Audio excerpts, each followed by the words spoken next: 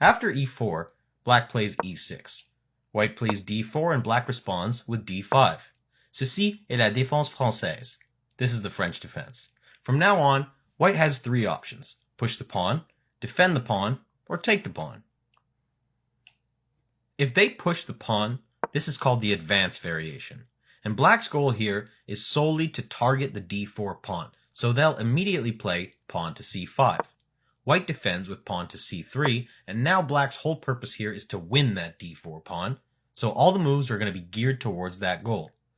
Black plays knight to c6.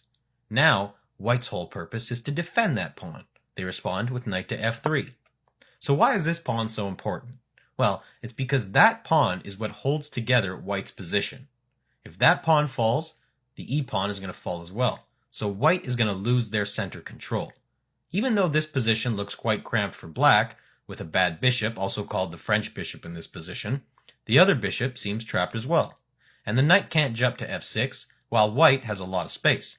Black has a pretty straightforward game, putting pressure on that pawn. Now what I like about this one is that you really don't have to know the in-depth theory behind it. Just focus on the moves that feel natural for black to attack this d-pawn. I won't get too deep into the theory, and I'll just present you with some possible outcomes here. So, what move do you think black should play here to continue the pressure on that d-pawn?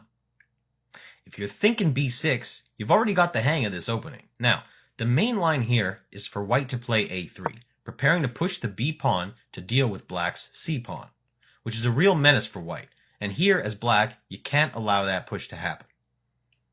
Now, why do I say that? Let's say you play something like bishop to c7 because you want to castle queenside. Pawn to b4. And whatever you do, you will get even more cramped. If you take the d4 pawn, white takes back, and black loses all of their resources for attacking that pawn. And in the advanced French, whoever wins the battle over that pawn most likely wins the game. This is how important that pawn is. So, what I recommend after a3 is to not take the pawn, because this is going to require some general understanding of French theory. And we want to keep this as easy as possible. Instead, just push the pawn to c4. But wait, you might wonder, you spend so much time building attack on that d4 just to give up? Yes, because with that pawn push, you prevent the b-pawn push. You gain some space on the queen side, and now white is the cramped one. And thirdly, after you move your light square bishop, you can safely castle longside. Another reason